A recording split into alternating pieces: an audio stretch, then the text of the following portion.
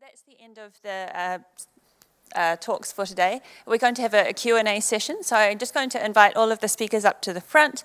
If you don't mind bringing a chair with you, that would be great.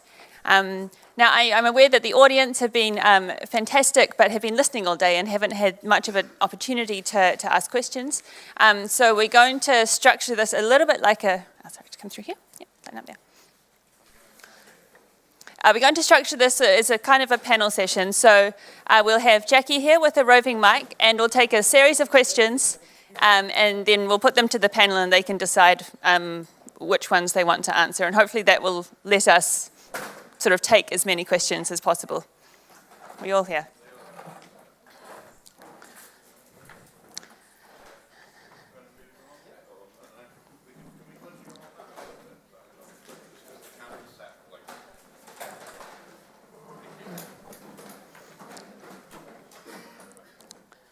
Okay, great.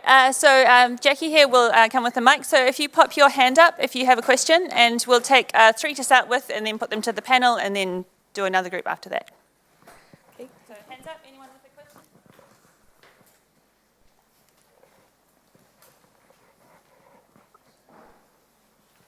Just say your name and then... Okay, it's David Perry from the Commoner Foundation, but the one thing I don't think I've heard today that I expected to hear mentioned was the as-a-service model. So, for example, Rolls-Royce Aero engines now, rather than selling engines which other people strap to their airplanes and then take responsibility for keeping them going, Rolls-Royce provide the engine as a service, monitor it all the time. It's in their own interest, therefore, to make something that will last longer. The costs of maintenance fall back on them. So it's rather like the sort of polluter pays model that doesn't seem to operate anywhere, but is a nice idea. I wonder if there's any comment on providing things as a service rather than as a product.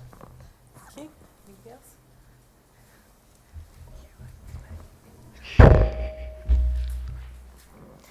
How important do you feel is the human being in the maintenance process in this day and age, as opposed to technology? That was Ingrid. Thank you. Anybody else? More?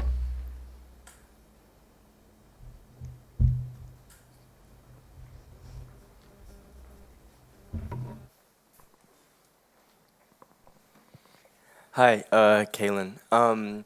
One of the things that, I was really interested to see and did expect to see was the concept of degrowth, and I think that for, it came up in a few of the talks, I guess. I would just be really curious to hear kind of whom amongst you think that degrowth is an essential part of kind of when we talk about maintenance versus maybe some of you think that it's not necessary and kind of there can be good maintenance and growth.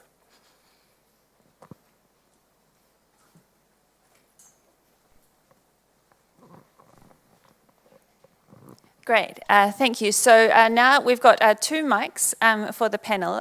Could I, if you can see them there, just ask if you can volunteer. So would anyone like to start with the first question? So this is about this sort of as-a-service model, software as a service, engines as a service.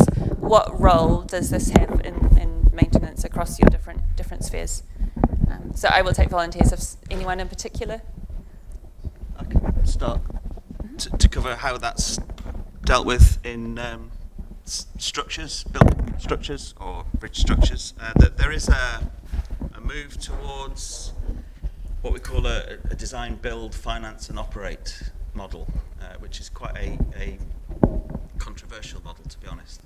So a company, or more typically a consortium of companies, will come in and do the design, build the structure, but then and they will finance it, so it's not financed from government funds, and then they will operate that structure on the basis that they get paid a rental, if you like. So it could be the M6, for example. You know, the M6 toll road, so they will get toll fees from that. So those bridges are maintained by the original consortium that designed and built them. Is that the kind of thing you were? It's PFI. It's PFI by another word, really. So and Yes.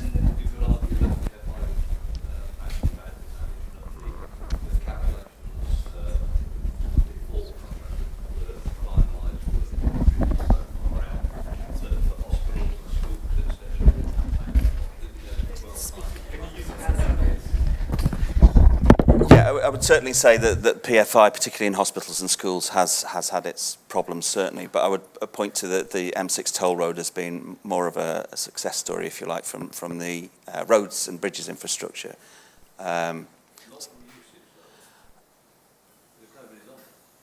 Well, okay.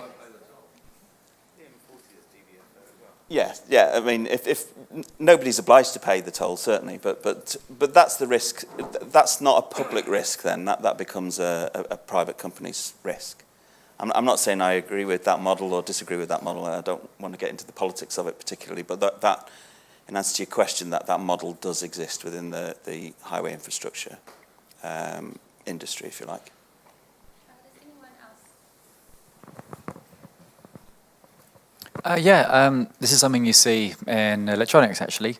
Apple seems to be shifting in this direction ever so slowly because they've just realized that a bunch of their customers just automatically buy the new iPhone anyway. So they just decide to acknowledge that and just say, well, just trade it in now and we'll do that. This is another thing that Fairphone also actually tried to do. And in many ways, it's very cute. It's good in that it does align some of the incentives, but it opens up all these other issues about IP and ownership and is it really yours? How do you get rid of it? I kind of think that one thing that might be interesting is some way of actually having the kind of say electronics level or the kind of possession level, having something like a kind of returnable deposit or something that allows you that puts some kind of incentive to either to do something with the actual materials afterwards, because otherwise they'll just stay with you rather than being recirculated for future use. That's one thing I could add to that, really. But it's not something that I've worked with directly myself outside of software as a service or anything.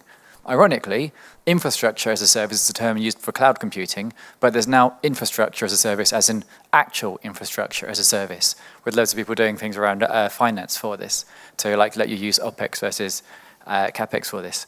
I don't have much more to add, but I'm more than happy to hand over the microphone to someone else because there's a number of other questions. Anyone else?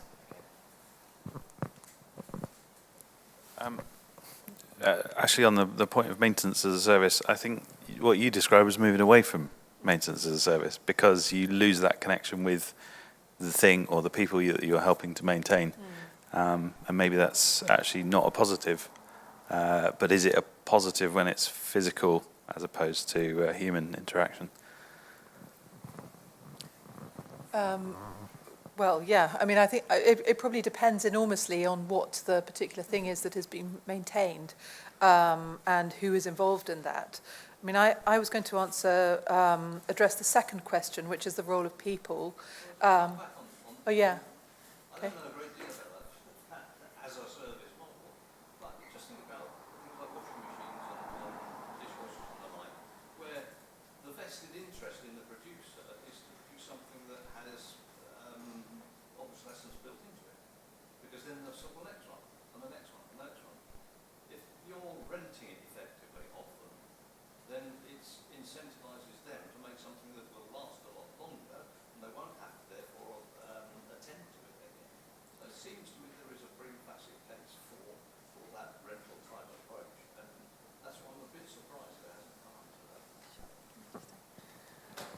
Sorry, I'm just conscious that for the stream and the recording, they only pick up what's on the microphone. So just to recap, the case that the gentleman's made is that we have a lot of large capital goods like washing... Oh, it's working? Like washing machines and large appliances, which we have in our own house, but we have to replace from time to time. And sort of arguing, isn't there a case for them to be provided in a different way? It kind of maybe triggers in my head the things about right to repair, if anyone, because that's linked to that, again, responsibility for the long term, if I could pass that on.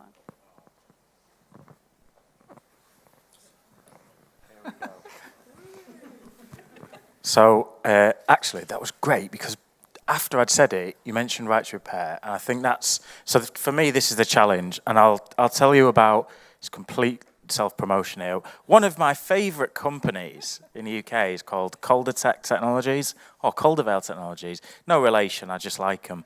They're in Dewsbury. They make an end-to-end pipe welder, which all of you love and know about. So when you've got a gas pipe in the ground and you come to end-to-end sections, you need to weld them together. And they make the welder. And the biggest innovation that they've had in the last 10 years is that now they wrap a little sheath around the two ends, they fire it off with a phone after they've buried the thing. So they do all the joins, then they bury it, then they do the weld with this sheath around the plastic. It beams back all of the information, and then they sell insurance on that weld because they know exactly how well it went. And they've turned from a maintenance company, digging them up and replacing them. Now they just say, we'll guarantee that weld forever.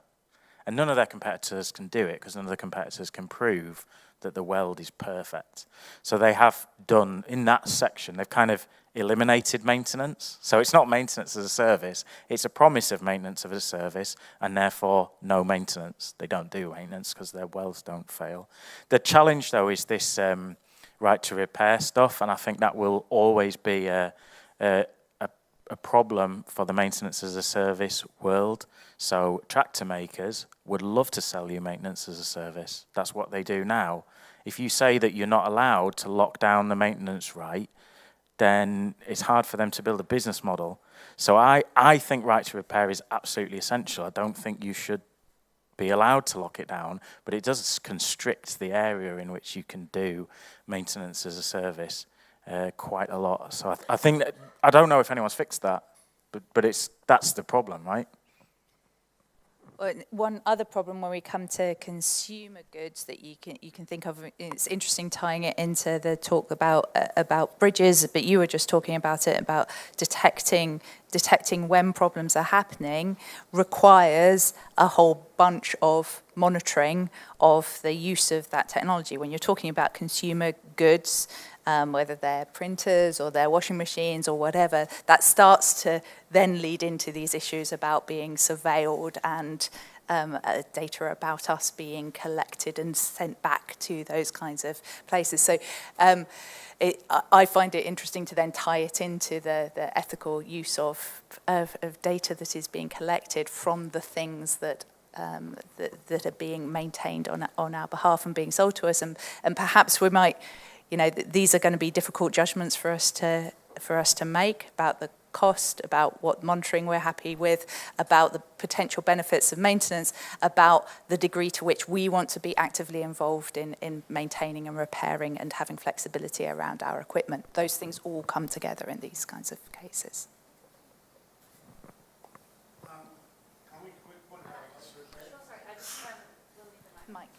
Okay, we're going to pass the mic to the right to repair man.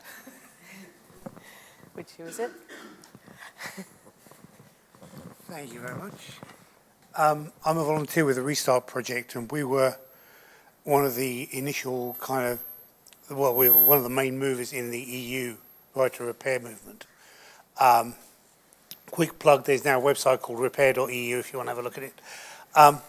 Now, I don't see the right to repair and the right to maintain as being in any way, orthogonal or, in some way clashing with each other. And I think the next big thing after right to repair will be right to maintain, because they involve almost exactly the same constraints, et cetera, et cetera. So you need spare parts, you need, the ability to disassemble if you're going to maintain. By the way, Bosch in the Netherlands have experimented with refrigeration as a service, where you rent a refrigerator from them for a period of time. And apparently they've had some success with it as well. So it is coming. But I don't see that you don't need to lock down. If you've got a good value product, you don't need to lock anything down. It's the same thing with open source software. If you've got good quality software, people will pay for it, whether it's open source or not. And in the same way, if you've got a good quality product, people will buy your maintenance, right? If you've got crappy maintenance, they won't buy it, and you need the right to maintain then, okay? But I don't see that having the right to repair or anything like that in any way precludes, the manufacturer or their agent from selling maintenance as a service. Does that all make sense?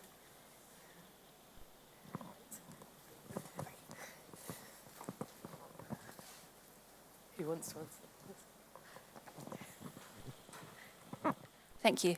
I'll just shift on to the next question, which is about the importance of the human being in the maintenance process. Obviously, Juliet talked about this a lot, and I was also wondering, Tom, your work looking at the sort of actual skills and technical capabilities required. If either or both of you could tell us more about that, and of course, anyone else on the panel who wants to pitch in. Well, obviously, in my case, it was all about people and highlighting the importance of hands-on work, the role of eyes, of ears, the other senses of hands, but also of relationships, of ways in which people communicate, ways in which people share expertise and acknowledge the role and value of different kinds of expertise. Obviously, that's partly because these are relatively simple technologies in these kinds of buildings. And the answer will probably be quite different if you're talking about other kinds of technologies. But just one other point on that, which is that there was a real emphasis in the research that I did on recruiting people for maintenance work that had a lot of skills. So there was a sense that that maintenance had kind of broken down into different facets: plumbing work, electrics, painting, and so on. And that what was really needed was people who could be jack of all trades, who could do a bit of everything, and who also had the people skills as well.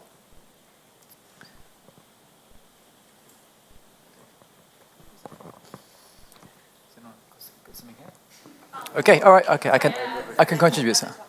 Oh, is it? Sorry. It's all right. It's an interesting question. I think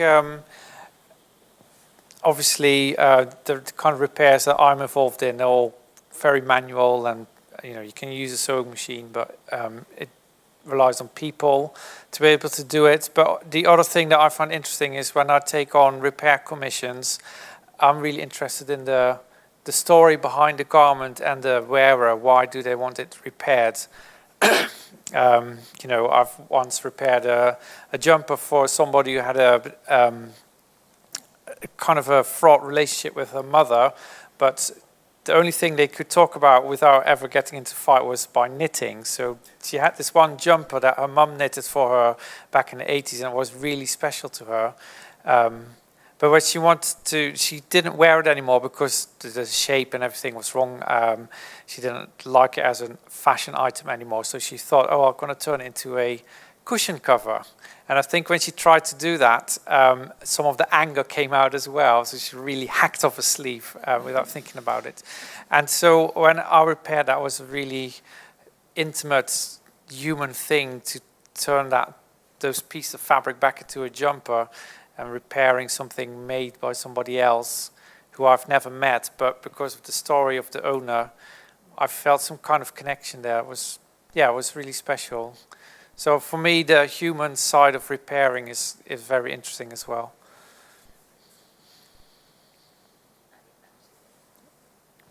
I can talk from the digitally mediated services point of view, if that's useful. I found when I've been speaking to people who work as service designers, and when we think about some of the things where we're building services, in many cases, we're okay at kind of doing things of designing a service for one specific user while erasing some of the other people who might be necessary to kind of maintain this or keep this going. And I kind of feel there's a need at the kind of service design level, or if you're designing this stuff, to be better at describing all of the other people involved in basically delivering any kind of service, either at a government level or a private sector level.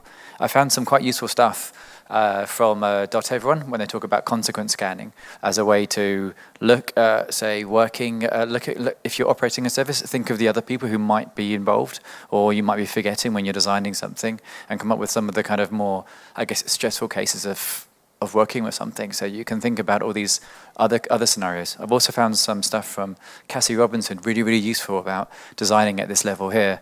And I forget the name, but he's the executive, I think the design director at FutureGov. He's also been framing this term human-centered design to talk about some of this as well. It might be worth exploring some of that because I've found that quite useful. I'm more than happy to hand this to someone else now, or if there's nothing on.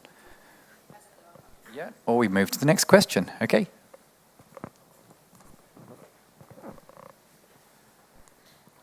Great. And so the third question is about degrowth. So for those who maybe don't know much about it, the degrowth agenda is really challenging the idea that we need continuous economic growth to support society, and perhaps arguing that continuous economic growth will completely undermine sort of particularly our environment in the long term. So is it essential to the maintenance agenda? And we heard Shannon Matten talk about maintenance and degrowth as these sort of overlapping agendas and communities, but not completely on the same page in terms of how they see the world or the things they're concerned about. So the question was, is it essential? Could we have continue to have growth and have better maintenance? Would that be enough? So are there any volunteers? I wonder, Donna, I don't want to put you on the spot, but I'm conscious that a lot of your work is you're maintaining the past essentially, as you say, and that sort of backward-looking focus sometimes can give us a more balanced sense on what needs to be maintained and what needs to happen going forward. But yeah, maybe if you could speak first. Yeah, I mean, Shannon mentioned, I think, the analogy with collections and a lot of museums talk about how much they've got and how many objects, how many paintings, whatever. I know in the area I work with, we talk about numbers and figures a lot, but it's an important part of our collection management in deaccessioning. She mentioned deaccessioning, because for us, storage costs money. We can't just collect for the sake of collecting. I don't know how that analogy works with digital, but we have to assess what we have. It isn't just about historic material. The material that we collect today is historical material of the future. So we have to be careful, we have to assess it, we have to look at the resources to maintain them, be that physical in storage or human. To document them. So that is ongoing all the time. And sometimes, yes, you have to deaccession something if it no longer fits the purpose. But then you also have to be mindful of what that purpose is. We don't know what the users of the future will be of these things, objects, specimens, what have you. A number of years ago, we wouldn't have envisaged DNA analysis of specimens, so we have to be mindful of future users as well when we maintain things.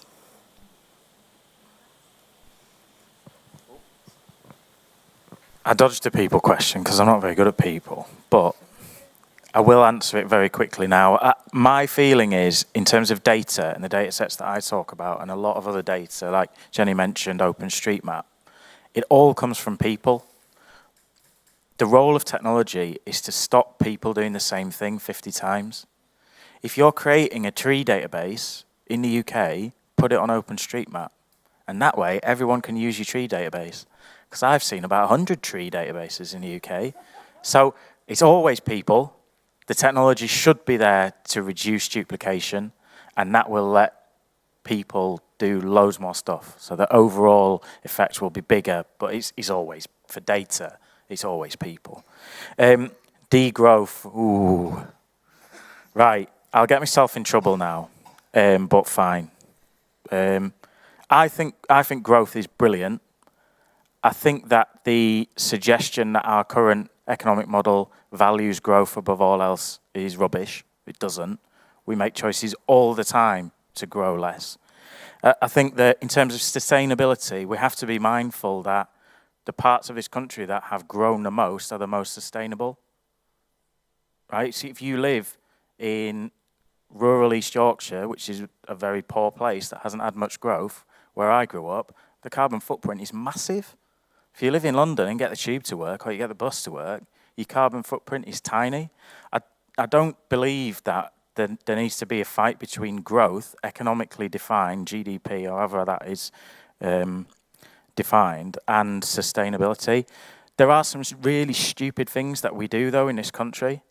And I'll give one, which is very close to my heart, which is on housing. When you build a new home, you don't pay VAT. When you fix an existing home, you pay VAT. What is the government doing making it 20% cheaper to build something new than fixing it? So just get rid of that. And the great thing as well is, when you fix something, if you want to talk about GDP, I'm a big fan of Diane Coyle, who wrote a book on GDP. It's called Something About GDP, and I'm speaking at a festival in Bristol, right? Maintenance counts to GDP. If you fix something, you get just as much GDP out of it as you did if you built it from new or bought it from new. And the great thing is that since you paid a person, the input to your GDP measure is less in terms of raw materials, so your net effect is even bigger. So maintenance is brilliant, and it will boost economic growth. So we don't need degrowth, although we do need to be a bit sensible about what type of growth we want. So if you pay a bit more for some wind power to use your fridge overnight, brilliant, that's exactly the right type of growth that you want. If you buy loads of coal and put it in a factory in order to make cheaper stuff that you then throw away, that's probably not growth. So there's different types of growth, not degrowth. Just don't be daft. I thought I could follow that, but I'm not sure I can now. So I guess one thing about the kind of degrowth or growth thing is that the argument that's put forward that I see in like sustainability circles, one group who are kind of like considered kind of bright green, I suppose, they basically say, well, we're not a finite system because we've got an infinite amount of energy all continually coming into the earth, and we're able to kind of do something with that to ideally build more and more useful services and things on top of this. I mean, there is a kind of argument against that we basically don't have, that there is, what's the best way to describe it? Getting when we kind of dig things out of the earth, and let me rephrase. Yeah, we've basically built most of the growth of the last 200 years on basically pulling fossil fuels out of the ground and putting them in the sky, and that's really not going to work in future. And I think that conversation about fossil fuels and growth from there is probably going to be a more interesting one than the one about degrowth. And also, I think it's worth probably talking about this in the context of things like inequality and something, because the growth that we are seeing isn't really being particularly evenly distributed, and I think that's part of the problems that we're also seeing. I think I'll hand over to someone else because there's loads there that someone can run with. I'm not sure I fully understand the concept of degrowth, but from a civil engineer's point of view, we are, as part of maintenance, we do look at repurposing existing infrastructure, and that's an important part, I think, of the maintenance process. So, for example, on the Wirral, the railways, the former railways on the Wirral are now being repurposed as a leisure facility for the Wirral Way, which is cycle tracks and footways. But along that route, there are several bridges that were originally railway-related bridges. And we maintain them, but repurpose them towards bridleways, footways, cycleways. So I don't know if that is something that's relevant from the maintenance point of view, but civil engineering is very much what growth is predicated upon quite often. So, for example, if a company I work for did some bridges in Addis Ababa, and that's really changed the economy of that city, and indeed a wider communications hub for the African Union. So those civil engineering is it serves what the public want it to do. So that conversation is maybe not something that engineers get involved in enough, perhaps. But from the repurposing of existing infrastructure, maybe that covers the subject. So, dealing with flooding, building more things, I mean, a simple version of growth, but building more things causes more flooding or more flood risk, so you're putting something in the line of flood risk zone. The increase in flooding, and one of the the points that I would use to pitch Flood Network when I was trying to launch it was that climate change will only increase the amount of flooding. So actually, for Flood Network, flooding is good for business, and so is growth. Therefore, it's is my business model actually supposed to be to put myself out of business in the kind of cancer research way that hopefully we won't have to exist if you give us enough money? I think there's a big turnaround for pretty much every foundation of how you start businesses or how you operate businesses, thinking about how you build them around degrowth. It's such a fundamental change. It takes some time to stop the supertanker. That's assuming you are stopping and turning around. But from a maintenance point of view, I can't imagine a point where you wouldn't have to maintain the whole of flood network. It's only going to get bigger if you're successful, and it's not, it doesn't have a massive impact apart from, again, digging out the minerals out of the ground to get the electronics to make it work. I can do one. Can I answer too? Okay. So I mean, for me, I haven't really engaged that much with degrowth, but certainly in the work that I've done around regeneration is often, always driven by a growth agenda. That was the reason for hosting the Olympic Games in East London in a formerly industrial site. That is key to the release of industrial land in London, and of the kind of estate demolitions that I've been looking at recently. And a lot of the work that I've been doing is about the cost of that kind of growth for certain kinds of people, for places, for histories, for environments, and how the benefits of growth are therefore incredibly unevenly distributed. And obviously what we need is to think about ways of delivering more socially sustainable approaches, more inclusive approaches to change, environmental approaches, and if those are degrowth, then that seems very interesting. I think it's really easy to talk about growth once you've grown, and I kind of feel that most of the arguments I hear about growth basically sound and look like they tend to come from people who look and sound just like me, and I kind of feel like we kind of already grown. We've had 200 years of growth to get to this point here, and when you talk about things like degrowth, it doesn't feel like it would ring all that true when you look where most of the growth is going to be coming from over the next 20 to 30 years. It's not going to be Europe. It's going to be like Africa and like South America and all these other places. So I kind of feel this is a bit. I think it's a little bit problematic at times when we talk about this, because it does seem to suggest that, they don't get to grow when we just stay where we are now. And I'll just leave it at that, because I think there's another question.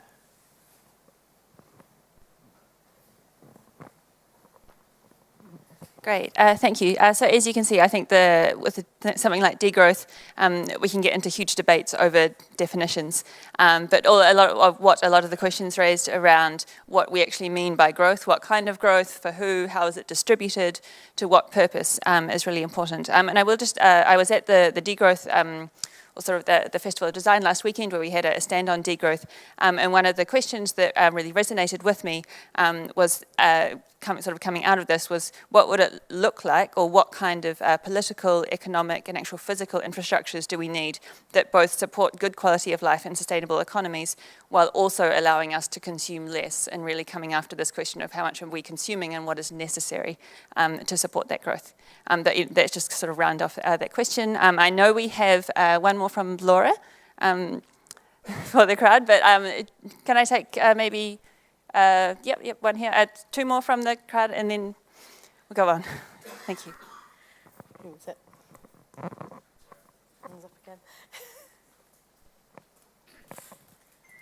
again. George Allen from Maintain Our Heritage. One of the things we suffer from in our sector is a lack of research into the financial benefits of maintenance. One that I've used that is on rather flaky research foundations is that every £1 spent on well-planned preventive maintenance saves £20 in a church context within 5 years. But there are no other figures, although Historic England is at last doing some limited research in this area. What I think we need, particularly to convince the politicians, is some hard data about how, if they spend £1 today, they will save 20 or more pounds tomorrow. Okay, who else was it?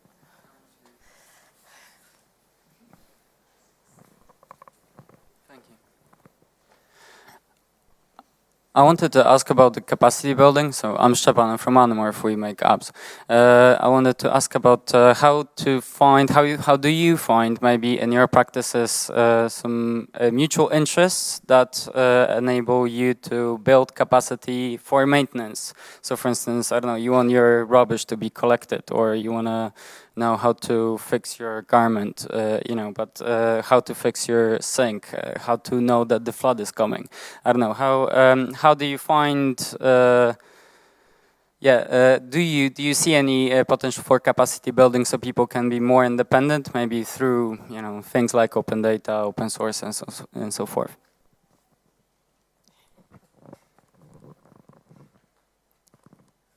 Great, thank you. So for this, we are running quite short on time. So if I can just ask maybe one or two people to answer as concisely as possible, and just so that we can wrap it up, we will have drinks afterwards. So anything which is not answered, you are completely welcome to continue the discussion in the drinks. So the first question was about having hard data on maintenance that we can really put to the politicians to have some evidence to back it. Any volunteers? And just concise, please. So one.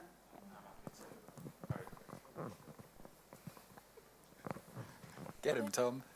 Right, so I have an ongoing kind of joke amongst many friends and similar people who do similar work. It's mostly with the Centre for Cities, who are a think tank in London. We like to collect huge cost-benefit analysis numbers. Like there was one where it's like for every £1 spent on culture in Leeds, £18 is generated for the local economy, and that's rubbish, right? If we knew how much money was generated and we knew it was 18 quid, guess what? We just spend loads of money, right? It's fine. Maintenance, I think, has a very low return on investment in the short term. And the problem then is if we assume very fast economic growth, the short term's all that matters, because within 10, 20, 30 years, the discount rate and all the fun and games of that mean that you shouldn't have bothered. But since we are going to grow more slowly in the West now, all of that stuff goes away, because you no longer have to count the 5 and 10 year return. You can now count the 50 and 100 year return. So I think that there is some really good work to do looking at the fact that we now have to count really 50 years ahead for everything we do. I reckon that boosts the value of maintenance and preserving things loads. I reckon it goes up loads, but I haven't done the work yet.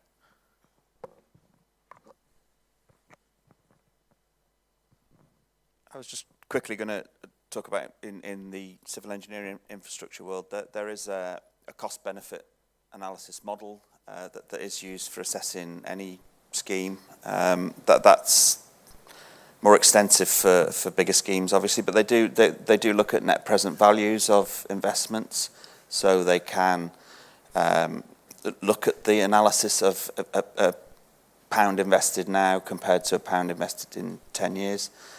Some of that modelling is a little questionable. It's backed by something called the Treasury Green Book for the assessment of publicly funded projects, but there are some fairly complicated models that are used for cost-benefit analysis and net present value, if that addresses the question. Thanks.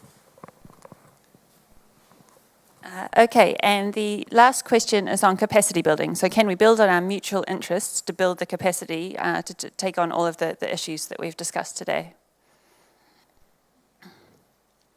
Yep, maybe two people. So, Chris, if you're happy to answer that, we'll finish with that. I think after that, Laura has another question to put to you all.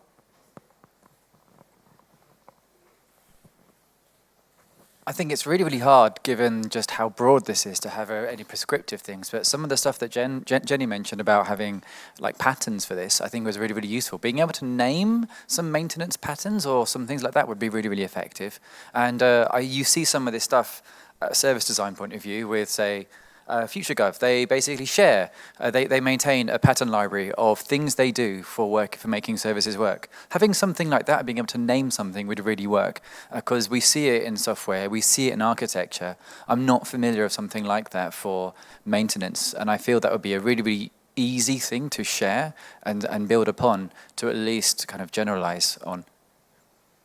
I just add one thing. I think when you're looking at trying to get a behaviour change, it's not just about capacity, it's also about motivation, it's also about opportunity. So it's about the tools that you provide for people, so the opportunity that they have to contribute and to do things. And it's also about motivating them. And that's why I find the stuff about maintaining data sets collaboratively really interesting and exciting, because you're both creating the tools that help them to do it so that they don't need to have as much capacity as they would otherwise need to, but also getting them so excited about being part of a community and engaging in a collective endeavour, which are things that tap into deep-rooted values that lots of people have, that gets over some of the capacity burdens that we have. So I think don't just look at building skills, I think, is my point. Also look at the surrounding infrastructure that you have and how you motivate people to take part.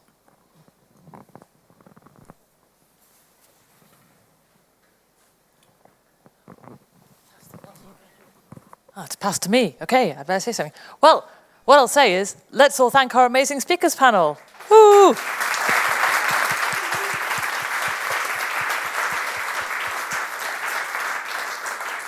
It's been a real pleasure to host you all. Thank you so much for joining us today, and I hope you'll all be able to join us in the bar out the back, where we'll be adjourning to